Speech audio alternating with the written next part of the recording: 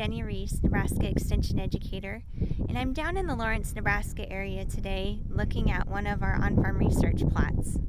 In this field, there's 3 treatments. In front of us is the ungrazed wheat stubble. On either side of the ungrazed wheat stubble is the ungrazed cover crop, and then on the outside of the ungrazed cover crop is the grazed cover crop. The cropping system rotation on this field is wheat with cover crop planted into the wheat stubble, corn being planted the following year, and then soybean being planted the following year, followed by wheat being planted back into the soybean stubble. In the ungrazed cover crop treatment, we can see some remnants of some of the brassicas that were in that mix, as well as what you're also seeing is the volunteer wheat that has continued to grow. And in this case, there's even a pea that survived the winter there.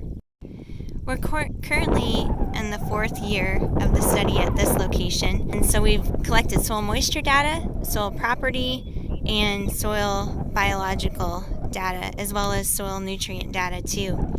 There was no yield differences in the wheat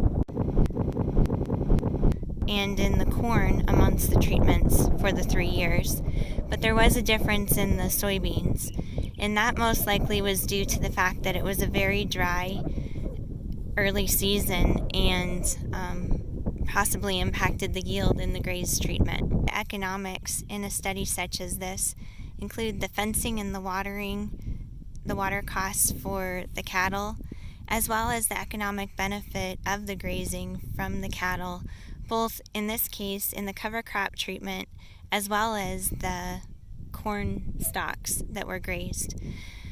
One thing that was a factor here, it was a cool season cover crop mix that was planted into the wheat stubble, so it wasn't able to have as much growth every year that cover crops were planted just due to the weather variation.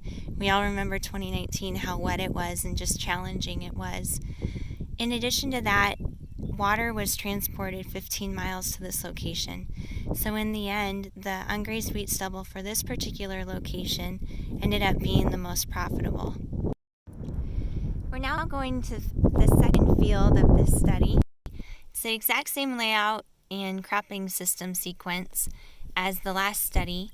It's just on a different year of rotation because we know that weather is different every year, and so it can make a difference in the way the cover crop grows as well as the other crops. So at this location, they had a warm season cover crop that was planted into the wheat stubble. That made a huge difference in the amount of biomass and allowed for 90 days of grazing. Another difference at this location is the fact that water didn't have to be hauled.